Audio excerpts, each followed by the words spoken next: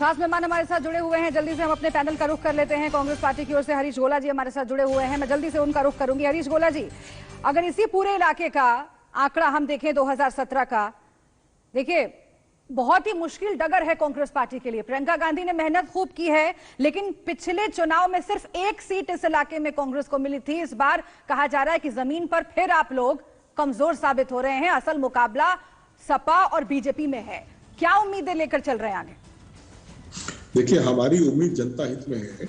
हमारा पहला उद्देश्य हमारी पार्टी का ये है। पहले भी हमें बताया कि पिछली बार ये 46 सीटें जो है भारतीय जनता पार्टी के फेवर में थी, परंतु मैं अब ये बताना चाह रहा हूँ, देश का माहौल बदल रहा है। आप चैनल के माध्यम से आपने जो इन्होंने कारगुजारियां करी है भारतीय जनता पार्टी ने, वो आप सबने दिखाई है। और आज क्या जरूरत आन पड़ी है कि पूरी लाभ के साथ प्रधानमंत्री जो है यहाँ पे डेरा डाले बैठे हैं। इसका मतलब ये है कि कहीं ना कहीं इनके मन में भी शंकाएं हैं कि जनता इनकी असलियत को पहचान गई है।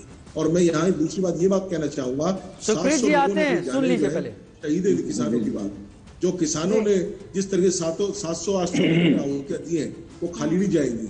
और मैं सैल्यूट करना चाहूंगा सिखिज्म को और सिख लोगों को कि जिन्होंने इस देश की सेवा करी और ऐसी त्रासदी में कोविड में कि जहां सरकार सोई बैठी थी और वहां उन्होंने उनकी मदद करी। ये सब मैसेज जो है धीरे धीरे साइलेंट वोटर है, साइलेंट वोटर इनको ऐसी इनके साथ जो है मतलब तरीका अपनाने जा रहा है। एक मतदाता होता है वो सिर्फ अपना अधिकार और अपना बदलाव और अपनी भावनाएं, वो केवल है हिंदुस्तान में डेमोक्रेसी है और उस डेमोक्रेसी में ये दिखाएगा। ये 10 जिले में ही इनकी जो है ना, इनका पसीना जो है ना ऊपर से लेकर नीचे तक। ठीक है, अली मुर्तजा साहब के पास चलना चाहिए। अली मुर्तजा साहब का रुख कर लेते हैं। पसीना कौन किसका छुड़ाता है? हरीश भाई 10 तारीख और उनको ये लग रहा है। ठीक है हरीश भाई, ठीक है। देखिए संदेश आपका साफ है। अली मुर्तजा भाई का रुख करता हूँ।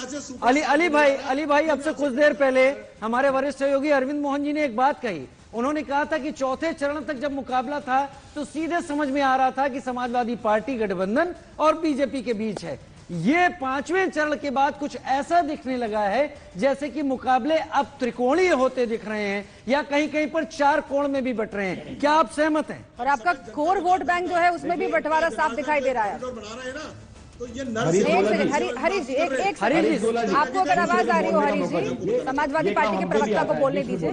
अली मुर्तजा साहब, हाँ देखिए, बीजेपी को जब अपनी हकीकत पता चली है तो उसका नैरेटिव चेंज हो गया। उसकी बौखलाहट जो है कभी बसपा के चरणों में नजर आती है, कभी जो क्षेत्रीय दल है उनके चरणों में नजर आती है। लेकिन एक सबसे बड़ी बात जो पिछले में 10-12-15 दिन से सुन रहा हूँ, यूक्रेन का समय कैसे चला है, देखिए आपके माध्यम से सुप्रीत जी जब भी कोई वोटर इनके पक्ष से बोलता है तो उसके बारे में बड़ा इश्यू बनाते हैं। देखिए उसने ऐसा बोल दिया।